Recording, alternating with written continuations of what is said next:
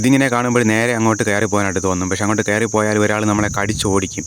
അപ്പോൾ അത് ഈ മാനിൻ്റെയും മ്ലാവിൻ്റെയും ദേഹത്തുള്ള ഒരു പരാത ജീവിയാണ് അതെന്ന് പറഞ്ഞാൽ. അത് കടിച്ചു കഴിഞ്ഞാൽ അസഹ്യമായിട്ടുള്ള ചൊറിച്ചിൽ നമുക്ക് അനുഭവപ്പെടും. അപ്പോൾ അത് ആരാണെന്ന് അങ്ങോട്ട് പോയിട്ട് കാട്ടിത്തരാം. കുറച്ചിങ്ങോട്ട് നടന്നു വന്നിട്ടുണ്ട്. അവിടെ ഒരു ആലിങ്ങനെ പാറ ഇങ്ങനെ പിടിച്ചിരിക്കുന്നുണ്ട്. അപ്പോൾ ഈ ഒരു പാറയുടെ സൈഡിലിരിക്കുക. അപ്പം കുറച്ച് കഴിയുമ്പോൾ ഈ കാണുന്ന ഈ കരിയിലയിൽ നിന്ന് ആ ഒരു ജീവി ഇങ്ങനെ കയറി വരും. അപ്പോൾ ഞാൻ ഈ ഒരു പാറയിൽ ഇങ്ങനെ ഇരിക്കാനായിട്ട് പോവുകയാണ്. അപ്പോൾ ഇതുണ്ട് ഈ ഒരു ഭാഗത്ത് കുറേ കരിയില കിടക്കുന്നില്ലേ, അതിനിടയിലാണ് ആ ഒരു ജീവി ഉള്ളത്. ഏതാണ്ട് ഒരു 10 മിനിറ്റോളം ഇങ്ങനെ ഇരിക്കുമ്പോൾ നമ്മുടെ ആ ദേഹത്തുള്ള ആ ഒരു ഗന്ധം അടിച്ചിട്ടാവണം അത് ഓരോന്നായിട്ട് ഇങ്ങനെ കയറി വരും.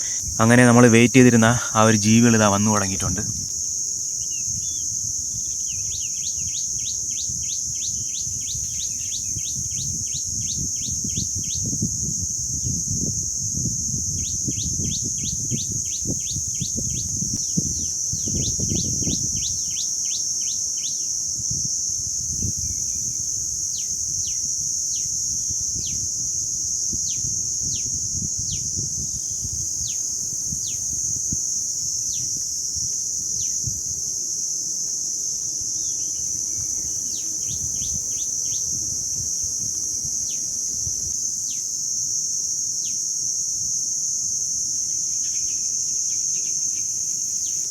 അപ്പോൾ ഇതിനെ ഈ മ്ലാവിൻ്റെ ദേഹത്തുള്ള മൂട്ടയെന്ന് പറയും, പല പേരുകളിൽ പറയും. പിന്നെ ഈ അംഗീകൃതമായിട്ടുള്ള കുറച്ച് പേരുകളുണ്ട്, അത് ഞാൻ ഇവിടെ എഴുതി കാണിക്കാം.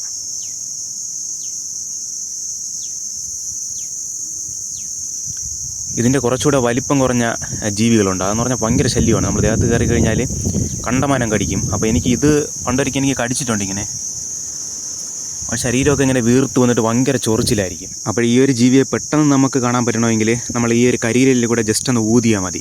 നമ്മളെ ശക്തിയായിട്ട് ഈ കരിയിലയുടെ പുറത്ത് ഊതി കഴിഞ്ഞാൽ ഇത് പെട്ടെന്ന് ആക്റ്റീവായി പെട്ടെന്ന് വരും. കാരണം നമ്മളെ ആ ഒരു ശ്വാസത്തിൻ്റെ അല്ലെങ്കിൽ കാർബൺ ഡൈ ഓക്സൈഡ് അതിൻ്റെ എന്തോ ഗന്ധം അടിച്ചിട്ടാവണം ഇത് പെട്ടെന്ന് ആക്റ്റീവ് ആവണത്. അപ്പോൾ എന്തായാലും ഞാൻ ഇവിടെ നിന്ന് താഴോട്ട് ഇറങ്ങിപ്പോൾ ഇവിടെ ഇരുന്ന് കഴിഞ്ഞാൽ ഇത് ദേഹം മൊത്തം കയറും.